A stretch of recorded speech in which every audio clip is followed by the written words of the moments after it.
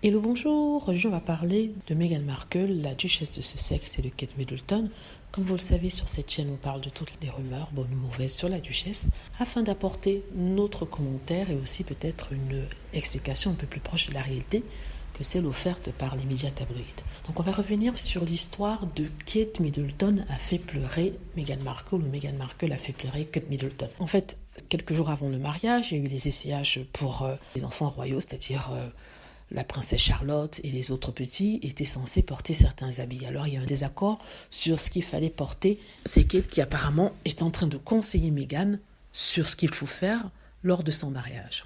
Alors donc du coup, il y a eu mésentente et Meghan a pleuré. Le problème c'est que il est sorti dans la presse que c'était Meghan Markle qui avait fait pleurer Kate Middleton. Et du coup, à partir de là, les gens se sont mis à la détester encore plus, à détester la duchesse de Sussex.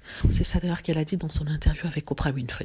La maison royale n'a jamais confirmé. Et quand c'est sorti, c'était Meghan qui avait tort. On se rend compte ici qu'en fait, c'était pas Meghan qui avait tort, c'était plutôt Kate qui a eu le culot de faire pleurer Meghan Markle le jour de son mariage.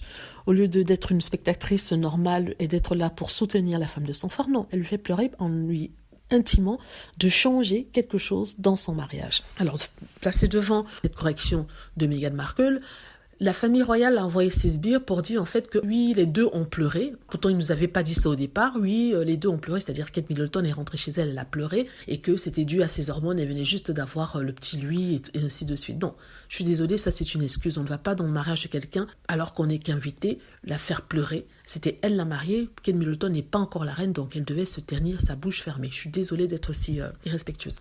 On nous a sorti ça. Meghan avait aussi déclaré que ce qui prouvait que Kate Middleton avait eu tort, c'est que Kate Middleton lui avait apporté des fleurs pour s'excuser. Et à l'époque, on avait dit en fait que Kate Middleton avait apporté des fleurs pour faire la paix, mais que Meghan Markle lui avait claqué la porte au visage. Vous vous rendez compte? Il y a toujours une version comme ça, corrompue ou alors distordue, qui sort de la famille royale. Donc aujourd'hui, c'est confirmé que Kate Middleton a bien apporté les fleurs à Meghan Markle. C'est confirmé par les commentateurs royaux, mais ils disent en fait que Kate apportait les fleurs pour faire la paix et non pour s'excuser, et que Meghan Markle aurait mal interprété ce geste. Et moi je me dis, qui dans ce monde apporterait des fleurs pour faire la paix alors que cette personne n'a pas tort? Personne ne ferait ça.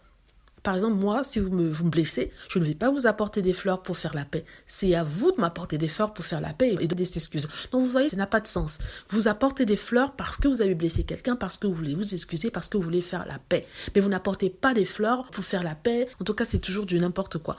Donc là, les tabloïds essaient de changer les choses, mais la réalité est là. Personne n'apporte des fleurs pour faire la paix alors que la même personne n'a pas tort. Voilà, dites-moi ce que vous en pensez. J'espère que vous avez aimé la vidéo. N'hésitez pas à cliquer sur like si c'est le cas, à vous abonner pour plus de vidéos et à cliquer sur la petite cloche afin d'être averti lorsque je poste une nouvelle vidéo. Merci.